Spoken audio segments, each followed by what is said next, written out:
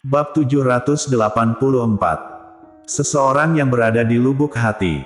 Apakah kamu benar-benar menyukai Goldie? Audrey Han tidak tahu harus bagaimana menjawab pertanyaan ini. Hubungannya dengan Golden Ye, seharusnya bukan hanya masalah suka atau tidak.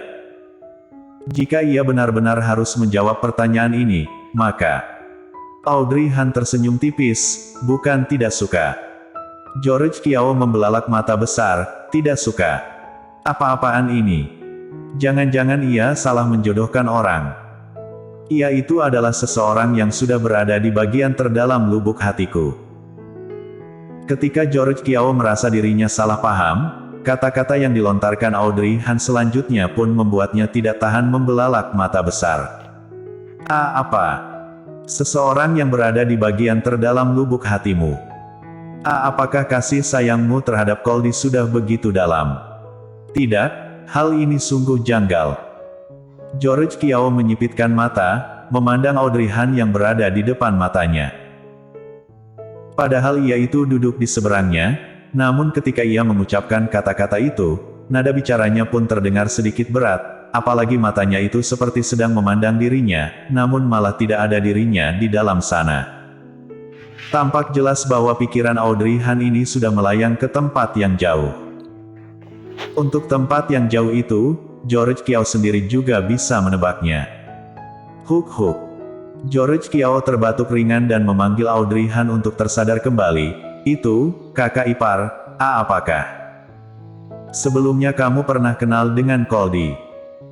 Ucapannya ini juga seketika membuat Audrey Han tersadar kembali, dan menyadari dirinya yang sudah salah berbicara. Jika hal ini membuat George Kiao menemukan sesuatu, lalu apa yang harus dilakukan dirinya? Hingga sini, ia kembali tersenyum. Agar orang itu tidak menyadari masa lalunya, ia pun bergurau dengan George Kiao. Ada apa? Memangnya harus kenal lama, baru boleh menaruhnya di dalam hati. Memangnya aku tidak boleh jatuh cinta pada pandangan pertama, lalu menaruhnya di dalam lubuk hati. George Kiao. Apakah wanita zaman sekarang ini sudah begitu hebat? George Kiao tidak tahan untuk mengeluh, mengapa tidak ada wanita yang memperlakukan aku seperti itu? Usai berkata, ia mengulur tangan menyentuh wajahnya, jangan-jangan aku kurang tampan. Melihat tampangnya yang mudah dibodohi itu, Audrey Han pun bisa menghela nafas lega. Seharusnya ia sudah berhasil menipunya, bukan? Untungnya, George Kiao ini mudah ditipu. Jika orang ini lebih pintar lagi, mungkin saja ia bisa dicurigai. Hingga sini, Audrey Han berujar pelan, untuk hal-hal seperti ini, juga harus melihat takdir kita. Lagi pula, kalau benar-benar ada wanita yang menyukaimu seperti itu, apakah kamu tidak merasa pusing? Setelah mendengar ucapan Audrey Han, George Kiao pun ikut mengangguk setuju, benar katamu. Jika ada wanita yang memperlakukan aku seperti itu, aku pasti tidak akan kuat menahannya. Lagi pula aku ini adalah orang yang mencintai kebebasan dan wanita cantik. Kalau bukan karena kamu menyukai Goldie, aku pasti akan mengejarmu. Audrey Han. Melihat ia yang kehabisan kata-kata, George Kiao pun langsung tertawa, tentu saja, aku tidak benar-benar ingin mengejar seperti itu, apalagi kakak ipar sudah menyukai Goldie, aku pasti tidak akan mengejarmu, jadi kakak ipar tenang saja. Mereka berdua duduk di kedai kopi untuk sebentar, kemudian George Kiao bilang ia lapar, dan ingin mentraktir Audrey Han makan siang. Setelah memikirkan George Kiao yang sudah rela datang kemari untuk memberitahunya beberapa hal ini, Audrey Han pun berkata, sudahlah, aku saja yang mentraktirmu makan. Benarkah? Kalau aku memesan restoran berkelas, apakah kamu bisa bangkrut? Audrey Han kehabisan kata-kata. Kamu tenang saja, aku tidak mungkin bangkrut secepat itu. Mungkin George Kiao hanya menganggapnya sebagai karyawan kecil, dan mengira dirinya tidak memiliki banyak uang, jadi ia takut membuat dirinya bangkrut. Nyatanya setelah ia berpikir seperti itu, George Kiao pun langsung bergumam, benar-benar tidak bisa bangkrut. Bukankah kamu ini adalah anak magang yang baru masuk kerja? Gaji sebulanmu seharusnya tidak begitu banyak. Kalau aku makan sekali, bukankah gaji setengah bulanmu terpakai habis? Usai ia berkata seperti itu, Audrey Han pun langsung mengganti kata-katanya, benar juga katamu. Kalau begitu, mari kita pergi makan yang murah saja. George Kiao, sial. Pada akhirnya, George Kiao membawanya ke sebuah restoran. Setelah masuk ke dalam, Audrey Han menemukan tata ruang restoran ini yang sangat cocok dengan seleranya. Oleh karena itu, ia melirik sekeliling restoran ini lagi. Sedangkan George Kiao mengira dirinya sedang mengamati kelas restoran tersebut, dan segera membuka mulut menjelaskan, kamu tenang saja, hari ini aku yang traktir kamu, lain kali baru giliranmu. Audrey Han diam-diam berbatin, aku mampu mentraktirmu. Tapi melihat George Kiao yang begitu banyak cakap, ia pun memutuskan untuk tidak banyak berbincang dengannya terlebih dahulu. Mereka berdua naik ke lantai 2 dan memesan sebuah ruang kecil yang tenang. Audrey Han ikut George Kiao dari belakang dan memasuki ruangan itu. Kita hanya datang untuk makan siang, mengapa kamu harus memesan ruang seperti ini? Apakah kamu tidak tahu kalau ruang kecil seperti ini lebih mudah melangsungkan rencana?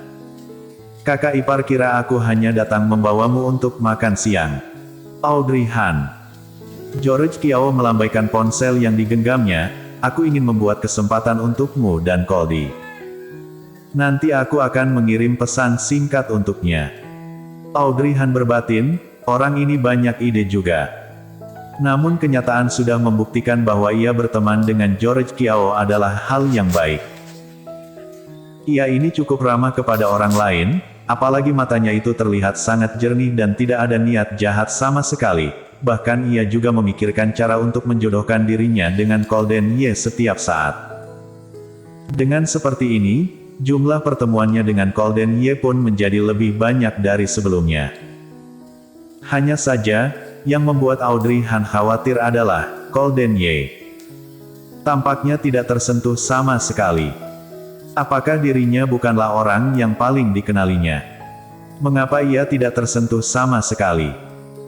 Bukankah otak orang yang mengalami amnesia bisa terangsang jika ia berhubungan dengan orang yang dikenalinya dulu?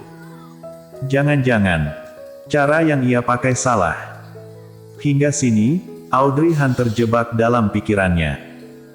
Sedangkan George Kiao yang sudah duduk dan melihat Audrey Han terjebak dalam pikiran pun diam-diam mengambil fotonya dengan latar belakang restoran.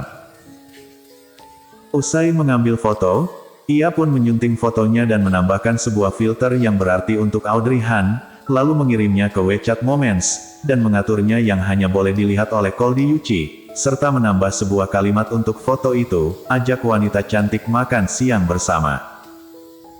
Ia tentu saja tahu kalau Goldie Yuchi ini tidak akan pernah membuka WeChat Moments, jadi ia sengaja mengirim sebuah pesan singkat ke WeChat Golden Ye. Geo, Goldie, cepat lihat WeChat Momentsku. Semenit kemudian, orang yang berada di seberang sana hanya membalasnya singkat. Pergi kamu. Melihat balasannya, George Kiao hanya tertawa kesal. Ia terkekeh pelan, dan lanjut mengetik. Geo, cepat pergi lihat, ada sebuah kejutan, dan sangat membantumu. Seberang sana tidak menghiraukannya lagi, jelas sekali kalau orang di seberang sana tidak peduli akan tindakannya yang membosankan ini. George Kiao mengumpat pelan di dalam hati, orang ini benar-benar suka bertindak yang tidak sesuai dengan logikanya. Jadi ia pun memutuskan untuk memakai cara terakhirnya. Ia langsung mengirim foto WeChat Moments ke Goldie Yuchi. Nyatanya orang itu langsung membalas, namun hanya membalasnya dengan sebuah tanda tanya. Meskipun ia hanya membalasnya dengan tanda tanya, tapi George Kiao malah merasa tanda tanya ini terdapat sesuatu yang ganjil. Ia benar-benar jenius, karena bisa membuat Goldie Yuchi menanyakan kebingungannya. George Kiao mengetik dengan semangat. Geo, aku mengajak wanita cantik untuk makan siang bersama, apakah kamu iri? Usai mengirim pesan itu, George Kiao tidak dapat menahan diri untuk menyeringai. Ada apa denganmu? Melihat George Kiao yang terus tersenyum ke ponsel, Audrey Han pun tidak tahan untuk bertanya. George Kiao tersadar kembali dan segera menggeleng kepala. Tidak ada apa-apa, aku hanya melihat sebuah lelucon yang kocak. Oh, oleh karena itu, mereka berdua terdiam lagi. Audrey Han merasa sangat kebosanan dan mengeluarkan ponselnya juga. Hal ini adalah kekurangan dari makan bersama dengan seseorang yang tidak begitu kamu kenal. Mereka berdua sama sekali tidak ada topik pembicaraan lagi, sehingga suasana juga menjadi hening dan terasa canggung.